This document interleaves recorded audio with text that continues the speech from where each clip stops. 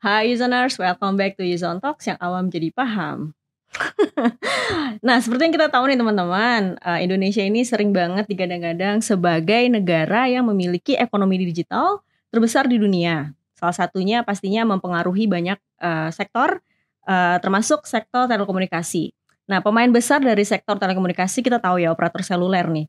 Dan operator seluler ini biasanya memang memiliki banyak strategi supaya terus menjadi primadona bagi pelanggannya. Dengan berbagai macam taktik gitu ya, mulai dari mungkin memasarkan harga yang lebih murah atau mungkin melalui kolaborasi bisnis. Bisa juga dari konsolidasi dan sampai memperluas jaringan ke berbagai pelosok di Indonesia. Dan sebagai salah satu pemain besar operator di Indonesia, gue pengen nanya-nanya banyak hal nih tentang seperti apa sih inovasi yang digencarkan oleh XL Axiata. Dan di depan gue udah ada narasumber yang kece banget, sampai kayak finally gue bisa face to face sama orang ini, karena selama ini biasanya cuma ngeliat dari acara-acara aja atau kayak webinar gitu ya. Kita sambut aja langsung Director of Chief Digital Transformation and Enterprise Business Officer XL Axiata, Ibu Yesi Yosetia. Halo Bu.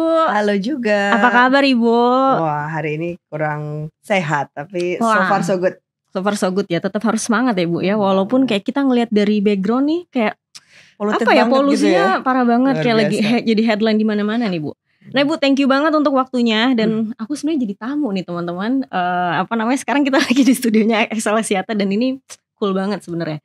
Dan Ibu, sebelum aku menyerang Ibu dengan berbagai macam pertanyaan nih Bu, aku mau curhat sedikit bahwa aku adalah sebenarnya pengguna XL yang setia sih Bu.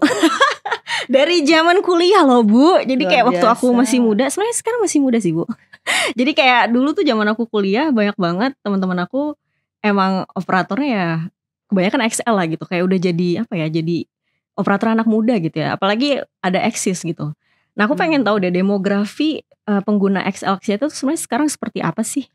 Jadi memang kalau dilihat dari mobile business atau mobile service kami, XL itu melayani hampir semua segmen masyarakat. Ya. Jadi mulai dari keluarga tentunya yang sebentar mungkin kita akan bicarakan lebih lanjut, pelaku bisnis. Jadi dan pelaku bisnis ini bukannya cuma om bapak-bapak gitu ya, tapi juga kan sekarang banyak banget Indonesia itu banyak entrepreneur muda gitu ya, pelaku bisnis, pekerja, dan juga tentu yang tadi disebutkan anak-anak muda gitu ya. Jadi memang portfolio kita itu meliputi seluruh segmen masyarakat. Memang kalau dilihat dari demografi, kita ngelihat pelanggan XL itu atau Axis dengan produknya Axis memang banyak sekali digunakan oleh segmen dari anak-anak muda ya, sekolah, terus kemudian kuliah dan juga baru bekerja. Jadi tapi yang digunakan adalah XL kan, bukan Axis?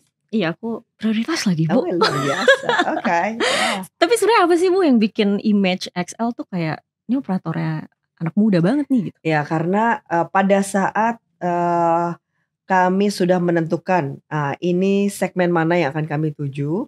Jadi secara visi dan strategi kita bilang kita mau jadi nomor 1 atau highest NPS, jadi Net Promoter Score bagi segmen tersebut. Translasinya apa? Jadi translasinya adalah kalau mau jadi nomor 1 yang dipromosikan, tentunya customer experience harus diutamakan. Ya. Sehingga kalau misalnya portfolionya adalah anak muda, ya kita harus ngerti benar apa sih yang dibutuhin gitu ya. Jadi contoh misalnya kalau di brandnya Axis, kita lihat nih, oke, anak muda dipakai apa aja sih? Oh, dipakai nggak cuma buat belajar, tapi juga buat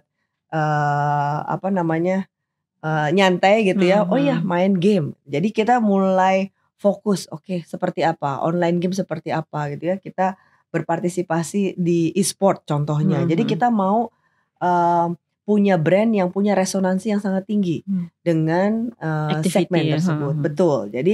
Jadi harapannya adalah kita bisa relevan dan juga memberikan customer experience tadi yang nomor 1 itu buat segmen anak muda. Oke. Bu, kalau kita throwback sedikit nih Bu, 3 tahun belakangan ini kan pandemi ya Bu ya. Dan Mm-mm. pandemi itu entah kenapa erat kaitannya sama transformasi digital lah gitu. Nah selama 3 tahun belakangan ini kira-kira kontribusi digital apa sih yang udah XL lakukan gitu? Mungkin yang paling mantepnya gitu atau yang paling apa ya milestone-nya banget gitu, ada nggak sih Bapak aja Bu? Jadi pada saat kita kena pandemi gitu kan, dengan sendirinya kita harus bekerja dari rumah, belajar dari rumah, Iya, bahkan beribadah dari rumah gitu kan. bener Jadi banget. semuanya harus dilakukan di rumah. Dan bagaimana caranya? Tidak lain tidak bukan adalah dengan konektivitas. Ya. Untuk pelaku bisnis seperti kami, apalagi yang namanya telekomunikasi selular atau mobile telecommunication. Jadi kita juga internal saja harus melakukan transformasi besar-besaran, karena sebelumnya untuk mendesain network aja contohnya, kita itu desain untuk mobility. Kita desain dengan asumsi bahwa pengguna kita itu akan berjalan dari satu tempat ke tempat lain. Bayangkan kalau ternyata stuck di rumah, Iya. jadi caranya kita mendesain network aja harus berbeda. Jadi Iya. harus lebih banyak memastikan bahwa sinyal di rumah itu baik adanya. Nah, tapi selain dari existing customer, kita juga diingatkan waktu itu oleh Ibu Dian, CEO kami, yang bilang bahwa never waste a good crisis. Jadi di saat itu kita ngelihat apa yang harus dirubah dengan cara kita berinteraksi dengan customer. Jadi artinya sekarang kalau mereka tidak bisa lagi datang ke Excel Center, tidak bisa lagi datang ke outlet, bagaimana cara mereka membeli produk kami? Jadi berarti harus digital lebih banyak gitu kan. Jadi itu mengubah cara kita berjualan, cara kita berinteraksi dengan pelanggan kita. Sisi on demand-nya juga meningkat banget ya. Sisi on demand-nya juga ya kan, karena pas lagi begitu orang tanpa disuruh, tanpa di-push aja udah tahu jadi kebutuhan banget gitu kan. Jadi bukan cuma sandang pangan papan nih, bener-bener sama kuota gitu kan. Bener banget. Nah kemudian yang kedua yang kami lihat adalah bagaimana secara internal kita merubah way of working. Kalau dulu masih harus ke kantor, kalau dulu masih harus ke ke lapangan, sekarang nggak bisa. Pada saat pandemi nggak bisa, apa yang harus berubah? Maka tadi dengan sendirinya, makanya disebut pada saat pandemi itu akselerasi digital. Jelas sekarang kita menggunakan semua tool yang ada untuk bisa bekerja secara remote, ya kan? Nah, dari pengalaman tersebut, maka kita juga sharing knowledge ini dengan klien-klien kita dan juga dengan customer kita. Apa yang kita bisa bantu? Karena kita mengerti ini adalah tantangan yang juga dihadapi oleh perusahaan-perusahaan lain. Jadi kalau kita sudah melewati transformasi tersebut, dan dengan sendirinya kita juga bisa bantu mereka. Oh, bagaimana cara mereka mendigitalisasikan interaksi mereka dengan pelanggan, interaksi mereka dengan partner. Kalau dulu harus negosiasi barang supply gitu tatap muka, sekarang udah tidak perlu lagi gitu kan, secara online. Bagaimana kita bisa bantu mereka untuk way of working, karena artinya akan lebih banyak yang work from home saat itu dibandingkan dengan tatap muka dan seterusnya. Jadi memang pada saat itu kita lihat kontribusi Excel untuk mendigitalisasikan tidak hanya dari internal bisnis kita, tapi juga ke pelanggan dan juga industri yang lainnya. Dan itu pun kontribusinya juga maksudnya berpengaruh besar banget, dan efeknya juga secara direct gitu ya Bu, dirasakan oleh pelanggan pastinya. Betul, karena di satu sisi mereka memang tidak punya pilihan, ya kan? Tapi di sisi lain membuka opportunity baru, karena mereka jadi melek kan, oh ternyata gitu ya bisa kok, nggak pakai ketemu, oh ternyata bisa kok gitu. Karena memang kita itu manusia itu sangat resilient ya, kita harusnya bisa adaptasi dengan tantangan-tantangan yang baru, begitu. Tapi ketika ada perubahan itu tuh, dan mungkin pasti Excel awal-awalnya ya striving lah ya untuk membuat itu kejadian. Terus sekarang udah mulai normal, tapi hal itu bukan berarti langsung hilang. Iya hilang gitu, nggak gitu juga ya Bu ya? Banyak yang ketinggalan karena sebetulnya pada saat pandemi terjadi mungkin secara kalau kita merefleksikan diri, ternyata banyak hal yang juga kita tidak efisien kan. Ya jadi dan itu terjawab oleh beberapa digitalisasi. Nah, jadi tentunya kalau udah melihat bahwa oh ya ini kantong yang kurang efisien, maka nggak perlu lagi balik ke tidak efisien kan. Jadi akan diteruskan. Itu kejadian di perusahaan kami dan juga kami yakin juga di industri yang sama juga ya akan tetap dipelihara. Jadi ya digitalisasinya. Jadi bukannya terus jadi ditinggalkan gitu kan. Iya.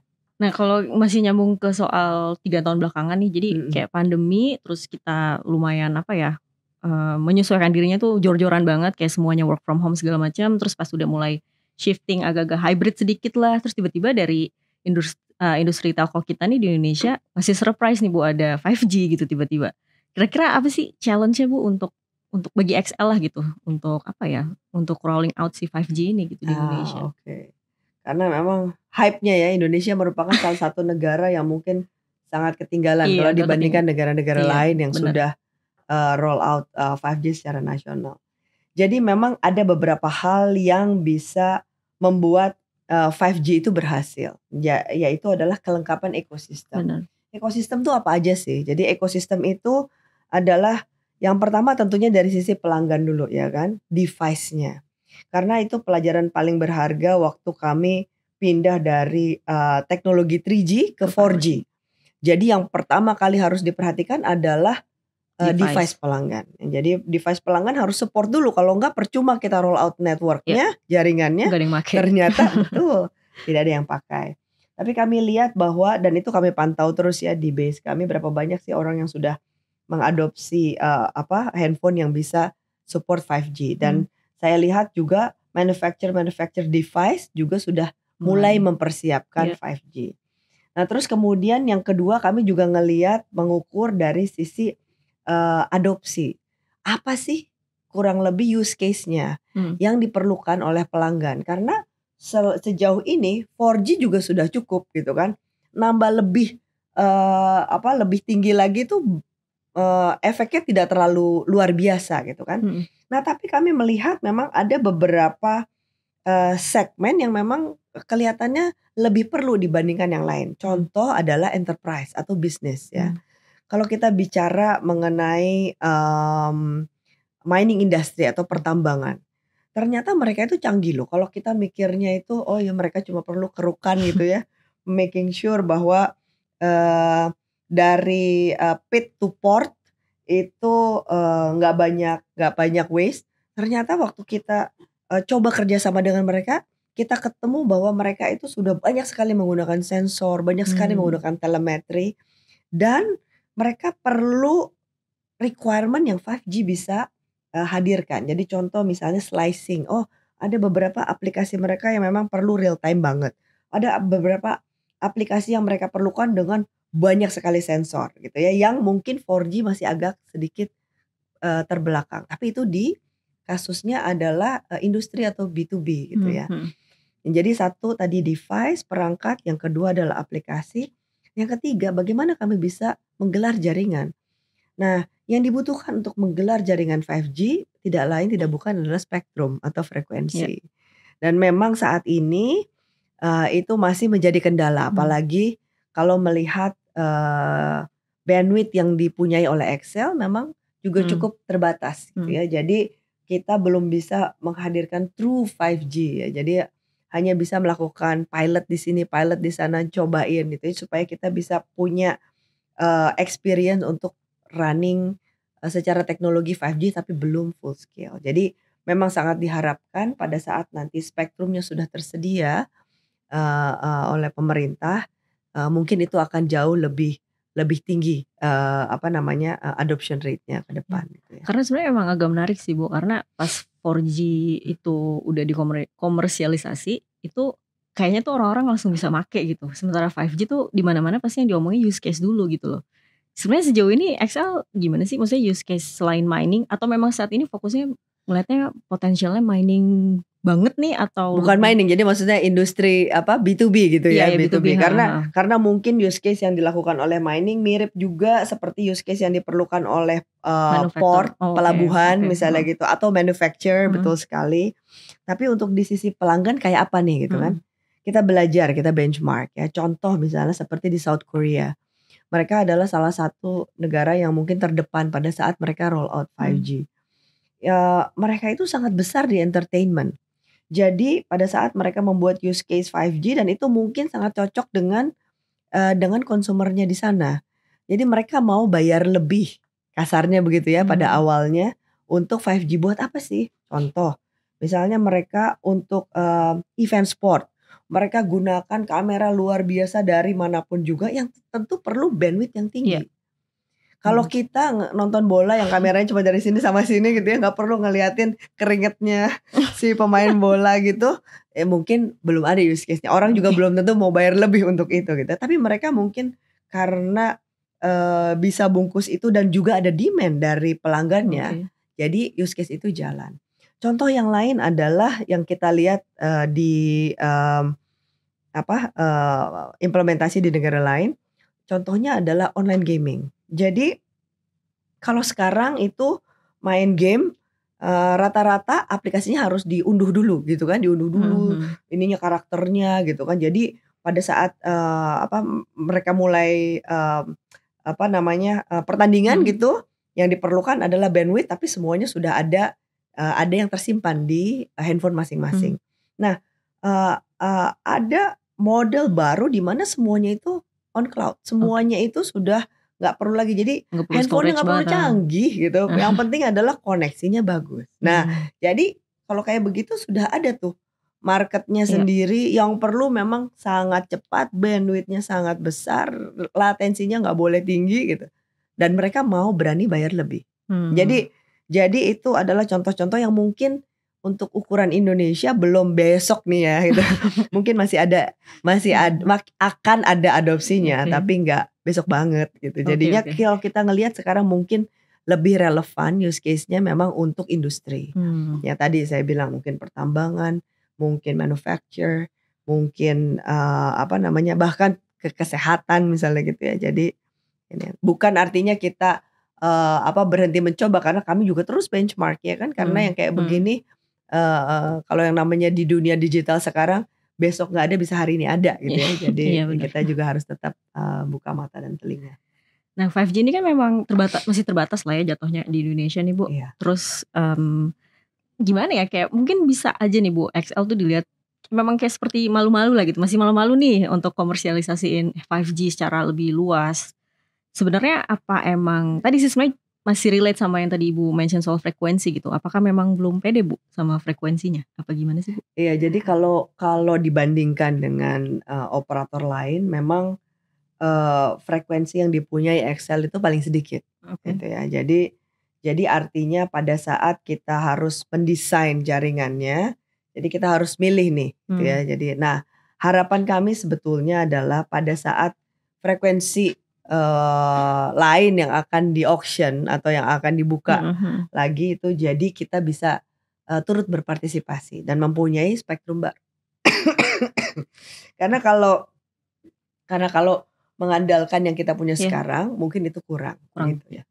Oke, Zoners nih, walaupun pembahasannya agak-agak berat tapi sebenarnya ini penting banget loh buat kalian tahu, apalagi kalian anak muda. Future digital talent ya, kayak 5G nih menurut gue membuka banyak peluang sebenarnya. Dan sebelum gue mau nanya lagi lebih lanjut nih ke Ibu Yesi, kita mendingan break dulu kali ya, semenit, karena kayaknya Bu Yesi butuh selonjoran nih teman-teman. Jadi jangan kemana-mana, sampai jumpa di 1 menit aja sih ya, kira-kira breaknya nggak usah lama-lama. Jadi stay tune teman-teman.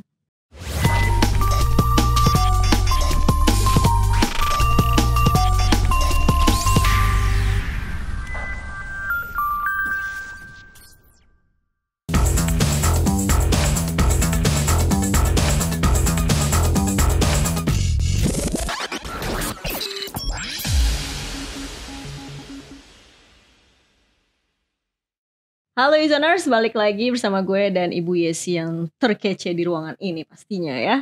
Tadi tuh kita abis bahas 5G sih Bu, walaupun emang masih banyak juga sih sebenarnya hal-hal yang pengen aku kepoin juga masih soal 5G. Karena apa ya, kayak antara dia tuh ada tapi gimana ya, kayak masih kepo aja gitu, nih sebenarnya bisa buat apa aja sih. Cuman tadi tuh pas ngomongin frekuensi, aku bisa mengerti karena sering beberapa kali juga liputan nih soal frekuensi.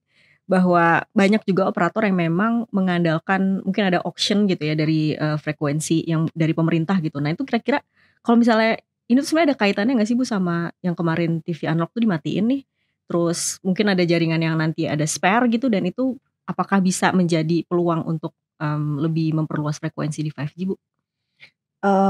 Benar. Jadi memang, spektrum itu adalah, resource yang Mhm. terbatas. Oke, iya benar. Jadi ya tidak terbarukan dan juga Iya. tidak ada gantinya gitu. Jadi memang kita harus coba bermain di sisi yang sana apa, yang ada. Mmm. Ada beberapa pertimbangan. Jadi kalau untuk teknologi 5G-nya Mhm. sendiri, yang dikembangkan adalah di spektrum yang tinggi, karena memang yang diperlukan adalah bandwidth yang lebar. Iya. Jadi memang di, 3,5 gig, jadi tinggi banget gitu, atau, 2.600 ya, di yang lebih bawah gitu ya. Jadi tapi juga harus lebar. Harus lebar tuh apa sih ininya, jadi contoh misalnya, eee, paling tidak harus, 100 megahertz gitu Mhm ya. mhm. Kalau sekarang kan kalau Hani lihat misalnya, pada saat auction tuh paling di auction tuh cuma 5 megahertz gitu ya, Mmm. 10 megahertz. Ini paling tidak harus 50 megahertz minimum ya. Yang Minimum bagus ya, adalah 100 megahertz. Nah jadi optimalnya 100 gitu ya, Bu, ya? iya Mhm, ya, jadi karena memang perlu bandwidth yang iya besar iya, karena supaya bisa bawa traffic yang besar mhm juga gitu mhm, kan. Nah, jadi tentunya dan sekarang itu, band-band tersebut juga digunakan. Jadi kayak contoh tadi yang Hani sebutkan misalnya TV analog mmm, itu di 700 sebetulnya di bawah dan mmm, itu bagus banget untuk penetrasi yang seperti dinding atau ini. mmm, Jadi dia karena, lower frequency mmm, dia jangkauan lebih jauh gitu ya. Eee, ada yang dipakai juga buat satelit mmm, gitu kan. Jadi memang, masih ada peruntukannya sehingga, tidak, semudah untuk, "Oh ya udah langsung aja," gitu ya. Jadi memang mhm, harus ada beberapa, technical challenge yang diberesin dulu sebelum itu selesai. Tapi iya, betul bahwa untuk kasusnya Excel memang keterbatasan spektrum adalah menjadi, tantangan yang, besar iya, sebelum kita bisa memberikan pengalaman true 5G gitu ya. Kita mmm, bisa mencoba dengan mengoptimisasi dengan menggunakan spektrum yang kami punya sekarang, tapi mmm, memang belum true 5G. mmm, Jadi masih rasa 4G lah iya, kasarnya begitu ya. bener, Bu. Iya. Tapi kalau untuk apa, nggak tahu sih ya sejauh ini XL tuh mungkin udah eksperimen lah gitu, use case Mhm. apa aja sih kira-kira yang bakal, apa ya, mendapat benefit banyak lah gitu Bu dari 5G khususnya 5G XL. Kira-kira udah eksperimen atau mencoba apa aja sih Bu use case-nya? Atau mungkin udah kira-kira apa ya, udah merencanakan, "Oke 3 tahun ke depan nih kira-kira mungkin sektor apa aja nih?" Gitu yang entah ditargetkan gitu atau mungkin Excel berusaha untuk supaya fit in di industri-industri itu gitu. Oh, Ada nggak oke. sih? Jadi kalau dari sisi pelanggan yang tadi saya cerita gitu ya, jadi kita melakukan benchmark Mhm dan kita lihat nih kurang lebih kita akan fit di mana gitu mhm ya. Jadi kalau sekarang, misalnya, Hani ke beberapa mall di Jakarta pasang 5G-nya kelihatan tuh 5G gitu ya, ke mhm. airport, di beberapa airport, tapi rasanya masih pasti Iya iya, seperti nanggung ya? LTE gitu kan. Terus kalau misalnya pelanggan kita ngedownload, aplikasi-aplikasi juga belum kerasa bedanya lah ya, Iya iya masih iya. masih sama aja. Mhm Jadi, sebelum sampai memang ada misalnya aplikasi games yang totally 100% di cloud, cloud misalnya gitu, yang bener-bener nggak bisa jalan kalau misalnya bandwidth-nya nggak ada, mhm atau memangnya tadi dunia entertainment berubah total, jadi perlu bandwidth yang luar biasa gitu ya. mhm Jadi dan ada demand-nya. Mungkin masih agak, lebih, panjang jangka iya, waktunya. Tapi yang kami lihat memang punya peluang adalah dari kacamata korporasi mmm, ya. Jadi, karena korporasi itu selalu dituntut untuk, membuat, operasional mereka lebih efisien ya kan. Salah satu, driver untuk membuat sebuah perusahaan lebih efisien adalah tadi menggunakan digitalisasi ya. mmm, Jadi entah, itu dengan cara tadi menggunakan sensor, menggunakan artificial intelligence gitu iya, ya, menggunakan robotik, yang di mana semuanya harus terhubung dan ada konektivitasnya. iya, Dan di situ, terlihat bahwa mungkin play atau perannya mhm 5G lebih relevan. mhm Jadi sekarang itu yang kita lihat memang mungkin masih lebih ke arah industri B2B banget lah ya. dibandingkan dengan pengguna atau pelanggan Hmm. biasa. Oke. Ibu sendiri udah pernah nyobain gak sih Bu ke daerah yang ada 5G-nya gitu Bu? Kalau di sini aja di gedung ini kalau kamu handphonenya bisa 5G, bisa kamu nyalain 5G. Iya ya, nanti aku coba cek deh. Oh iya benar-benar di sini harusnya bisa sih. Iya. Nah Bu, untuk apa ya yang terbaru dari Excel sebenarnya di tahun ini banget eSIM ya Bu ya. Itu masih baru berapa bulan gitu. Tapi ada bocoran gak sih Bu, udah berapa sih usernya? Jadi memang kalau dibandingkan dengan total pelanggan kita kan sekitar 58 juta gitu ya. Itu udah include Axis Bu? Iya, udah include Axis ya. Itu angkanya sih untuk yang pengguna eSIM mungkin masih sangat kecil karena kita baru 3 bulan jalan 4 bulan nih ya. Tapi kita ngelihat traction yang luar biasa karena mungkin dari sisi kemudahannya. Jadi kalau kalau sekarang masih harus ada physical SIM, ini sekarang udah tinggal QR code. Orang udah biasa banget ya tinggal scan bisa langsung nyala. Terus kemudian dan rata-rata handphone itu sebetulnya dia punya kapabilitas untuk eSIM jauh lebih tinggi dibandingkan tadi handphone yang sudah bisa 5G gitu ya. Yang handphone yang sudah support eSIM sudah jauh lebih banyak. Jadi akan jauh lebih mudah lagi untuk menyalakan atau mengaktifasi eSIM. Dan juga perlu disebutkan bahwa eSIM itu sangat berkontribusi terhadap environment loh, lingkungan. Jangan salah. Karena apa? Karena memang walaupun SIM card kelihatannya kecil tapi sebetulnya ada packagingnya, ya ada plastiknya gitu kan. Dibandingkan dengan tadi yang udah semua digital, tinggal aktivasi. Dan itu juga merupakan salah satu yang kami fokuskan di program ESG kami ya, environment, social, sama governance. Tentunya untuk di program untuk carbon footprint kami. Jadi eSIM adalah salah satu andalan untuk Excel. Oke. Jadi kalau kata Budian nih Bu, emang katanya eSIM ini bisa menekan sisi cost ya, berarti benar ya? Itu benar sekali karena tentunya kan banyak sekali cost komponen yang kalau kita hitung gitu kan untuk sebuah SIM card. Jadi mulai dari bahannya sendiri, biaya produksi, biaya distribusi gitu kan. Tadi bahannya sendiri kita bilang bahwa itu ada komponen chipsnya, ada komponen plastiknya, ada komponen packagingnya gitu kan.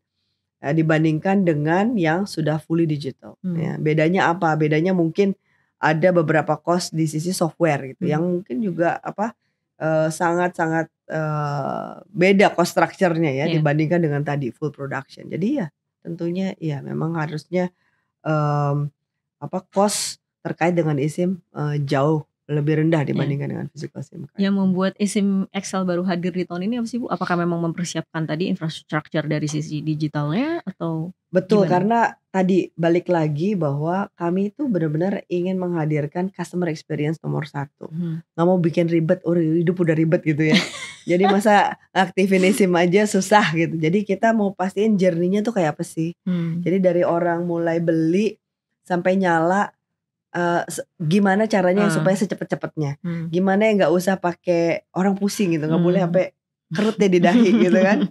Jadi paling enggak, jadi untuk itu kan berarti kita perlu persiapan. Jadi dari sisi teknis, dari sisi kesiapan customer service, dari sisi kesiapan komunikasi gitu. Memang persiapan yang cukup panjang. Aku belum eSIM sih Bu. Kemarin-kemarin sempet nanya-nanya kayak eSIM gak ya? Terus masih galau, terus sempet kayak waktu itu pas banget sempet lagi di gedung Excel juga, apalagi acara eSIM banget ya. Terus ya ada beberapa teman Excel juga ngomong udah langsung ke bawah aja, kartu lo tuh bisa langsung karena prioritas. Terus kayak cuman masih galau, gak tau kenapa ya. Padahal kayak tinggal ini aja sih, apa karena aku termasuk orang-orang yang suka deg-degan yang tadinya ada sesuatu yang fisik tiba-tiba jadi gak ada gitu loh, jadi digital gitu. Itu problem yang lumayan ini gak sih Bu, common gak sih? Tapi gini, tapi mungkin aja ya, mungkin ada yang ada yang tidak mudah untuk langsung mengadopsi teknologi baru gitu ya. Tapi kalau ngelihat tractionnya yang kami lihat sangat menjanjikan. Jadi kelihatannya juga ada segmen yang, "Hayu kita cobain deh," gitu langsung ya. coba ya. Iya.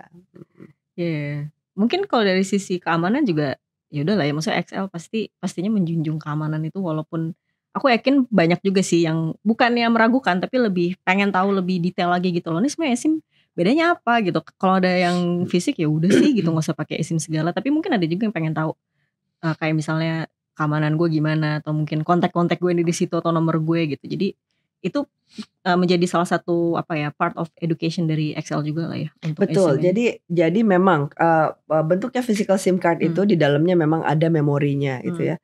Tapi rata-rata yang sekarang dilakukan oleh operator memang di dalamnya tadi memori yang ada itu sudah yang isinya sebetulnya lebih banyak programnya.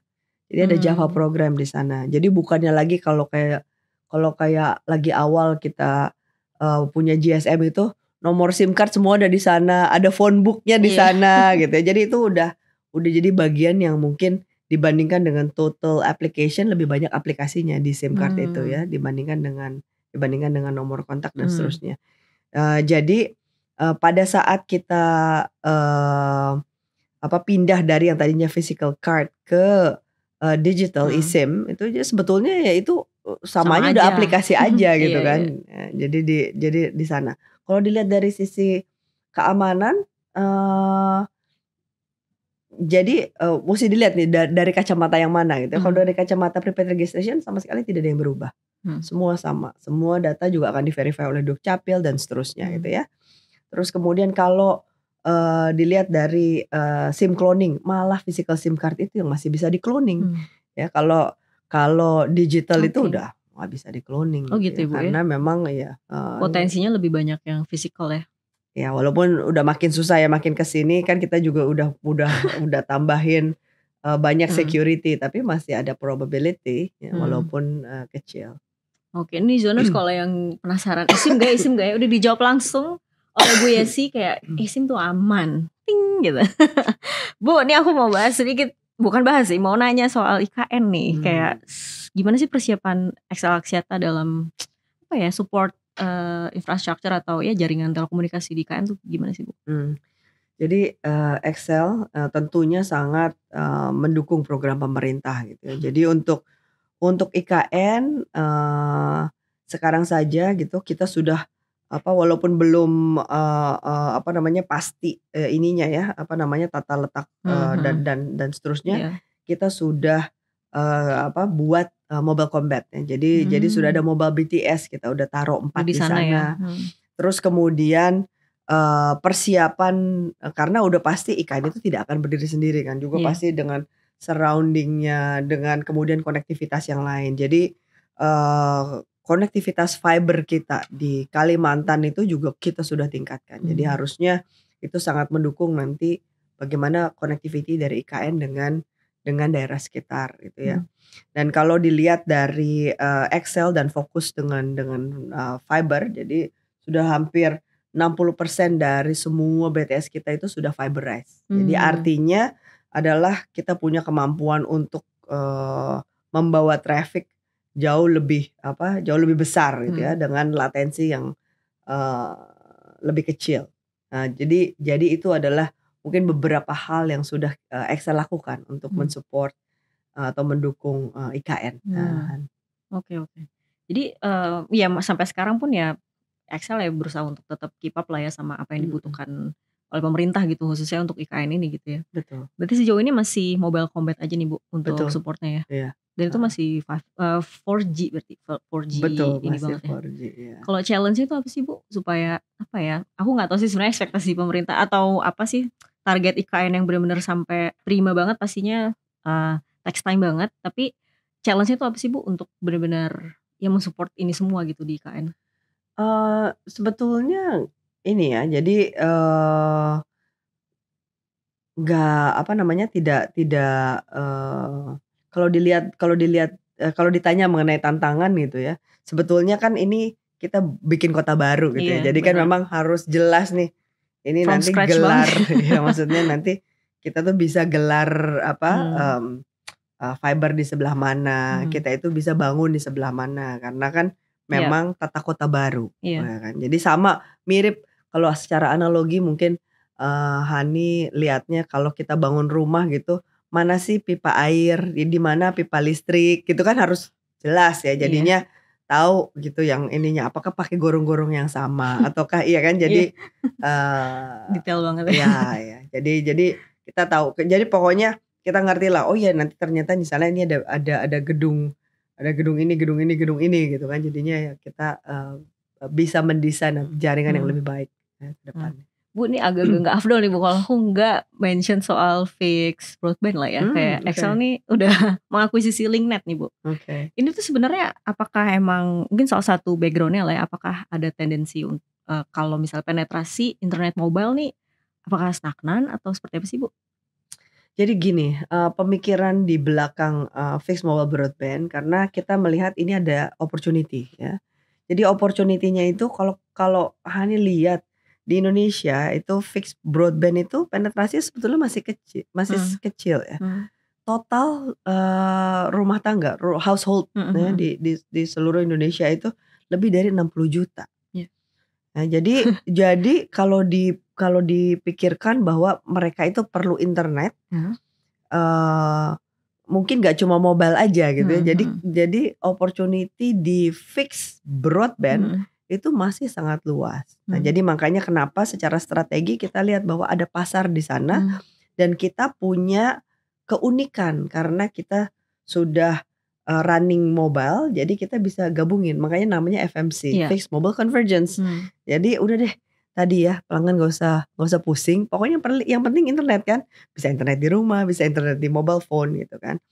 Kalau dilihat dari tadi pertanyaannya, apakah untuk mobile bisnisnya sendiri stagnan, kita melihat memang masih ada pertumbuhan walaupun kecil. Ya, jadi pasar itu masih berkembang, masih ada orang yang cuma memang udah nggak lagi eksponensial kayak zaman dulu gitu ya.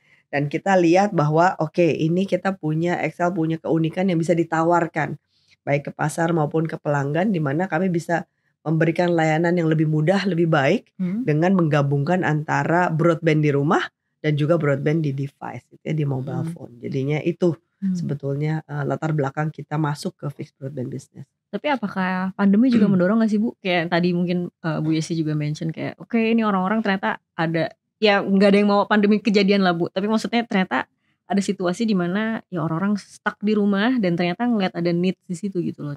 Iya, itu secara natural gitu ya. Karena memang nggak bisa kemana-mana, tentunya perlu internet ya, dan perlu internet. Kenapa jadinya harus broadband gitu, harus broad? Karena ternyata kalau di rumah itu yang pakai kan nggak cuma satu ya, semua family semua satu keluarga itu menggunakan internet. Malah kadang-kadang mungkin nggak bisa satu nih, harus ada dua gitu ya. Jadi apa untuk bisa redundant. Nah, jadi itu juga sedikit banyak mengedukasi pasar, mengedukasi market bahwa oh ya, jadi ada kebutuhan juga nih di rumah untuk bisa punya connectivity. Mungkin mobile aja tidak cukup begitu. Ya. Kalau FMC sendiri nih Bu, itu apakah memang menjadi salah satu fokus XL gitu di tahun ini atau mungkin sampai tahun depan? Kira-kira gimana sih? Jadi sebetulnya kita mulai bisnis fix ini mulai dari 2019 ya. Cuma waktu itu kita masih skala kecil dulu nih ya. Jadi kita belajar mendapatkan ilmu. Jadi sekarang sudah jauh lebih mature ya, sudah jauh lebih kita udah tahu know-how-nya sudah ketemu. Jadi kita bisa running dengan skala yang lebih agresif. Ya, jadi ke ke depannya. Jadi bukannya memang baru dimulai tahun ini. Jadi sudah dimulai dari tahun-tahun sebelumnya, dan ini menjadi fokus untuk ke depan. Kita lihat bahwa memang ini adalah growth engine kami. Strateginya apa sih Bu supaya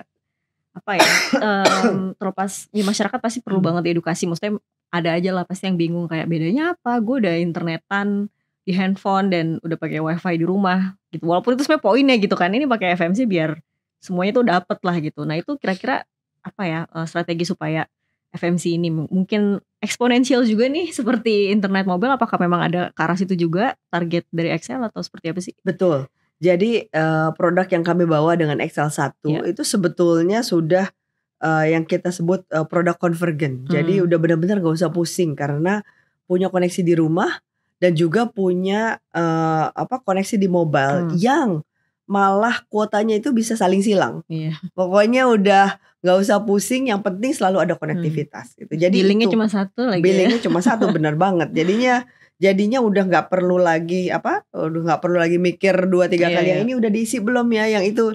Apalagi kalau sebetulnya kan yang namanya device itu bukannya hanya yang mobile gitu kan, iPad gitu ya, bahkan mungkin beberapa laptop itu udah mesti harus ada konektivitas sendiri TV gitu ya. juga. Iya, belum lagi benar TV sekarang sudah banyak banget yang smart TV gitu kan, yang udah perlu langsung terkoneksi dengan internet. Jadi udah nggak usah pusing. Jadi udah langsung satu produk konvergen, baik antara yang diperlukan di rumah dan juga untuk yang mobile. Jadi justru itu yang kita dorong untuk masyarakat. Dari sisi pengguna sebenarnya ketimbang nih Bu, aku sebenarnya ada sih yang udah pakai FMC-nya gitu, udah gitu Excel juga lagi, nih kok kayak jualan ya.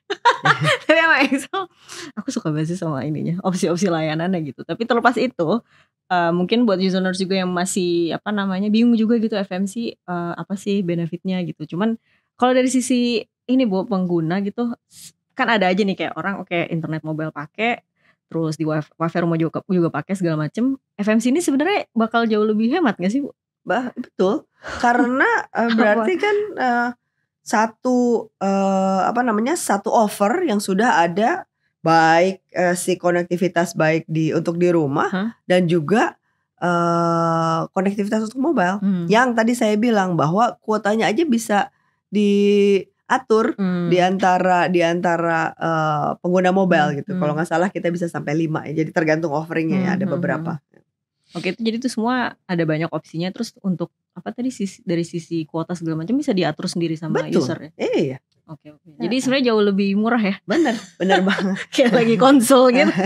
Konsul produk nih mau Bu Yesi langsung ya. Oke, jadi FMC memang akan terus menjadi, saat ini memang menjadi fokus utama XL juga ya, sampai kira-kira ada target gak sih Bu?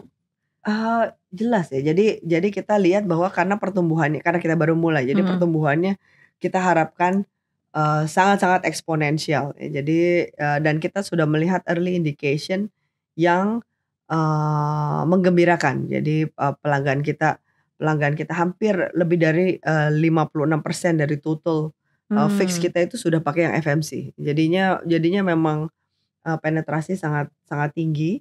Terus kemudian kita juga terus mendapatkan feedback, apalagi nih yang kita bisa, karena konvergensi di mata kami itu tidak hanya dari sisi konektivitas, tapi juga mungkin dari ada lagi yang mereka butuhkan. Jadi contoh misalnya mau subscription, salah satu yang kita berpartner misalnya dengan video gitu ya. Jadi entertainmentnya pakai apa nih gitu. Jadi kita udah bisa langsung benar-benar, jadi udah nggak usah perlu mikir kebanyakan deh. Pokoknya semuanya sudah ada di sana. Gitu. Jadi nggak cuma network tapi ada aplikasi. Maksudnya kayak ada ekosistemnya lah ya gitu Bu.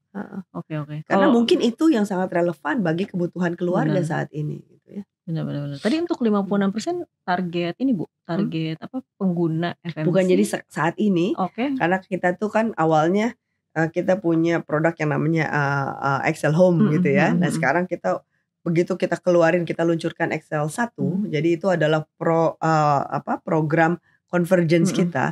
Sampai saat ini sudah 56%. Jadi yang udah hampir lebih dari separuh base kita udah pakai ke sana. Jadi udah cukup bisa mendapatkan apa lagi nih yang kita harus tingkatkan supaya benar-benar relevan buat pelanggan. Oke, ini Izoners nih seru banget sebenarnya dan banyak banget insight menarik dari Ibu Yesi. Dan ini mungkin sebelum penutup nih Bu, aku mau ngasih pertanyaan penutup aja Bu. Apa sih rencana besar XL dengan adanya FMC ini Bu? Jadi kita ke depannya dengan FMC ini kita melihat bahwa ini adalah growth engine ya. Jadi memang value proposition yang tadi balik lagi yang tadi kita berikan kepada masyarakat adalah one stop shop. Jadi semuanya harusnya lebih mudah gitu, terima beres kasarnya begitu ya. Dan juga kita melihat banyak pengembangan yang kita bisa lakukan di atasnya. Contoh, misalnya pada saat kita udah masuk ke dalam rumah, oh why not doing smart home? Mungkin ini perlu CCTV gitu kan ya. Why not gitu kan. Jadi yang kayak gitu hanya tinggal add on aja. Jadi udah bukan lagi sesuatu yang susah untuk dilakukan. Jadi mudah untuk kita convergent kan ke depannya. Jadi memang ke arah sana fokusnya. Permulaannya benar-benar. Ya kayak IoT segala macam udah bisa tinggal pasang device-nya aja gitu Bu. Betul, ya. Oke Bu Yesi, ini kayak waktu udah habis, sayang sekali walaupun perbincangannya seru banget, kayak bisa banget sih kayaknya kuliah sama Bu Yesi tuh kayak seharian gitu teman-teman karena banyak banget hal-hal baru yang kita dapatkan di hari ini. Bu Yesi, thank you so much untuk waktunya. Semoga nggak kapok gitu ya diajak ngobrol sama Yuzon nih. Terima kasih Yuzoners yang udah nonton. Kalian kalau misalnya mungkin ada ide kita kira-kira bahas apa lagi, bisa tulis di kolom komentar. Jangan lupa di subscribe terus Yuzon ID, jangan sampai ketinggalan video-video terbaru kita. See you guys on the next video. Bye-bye. Bye.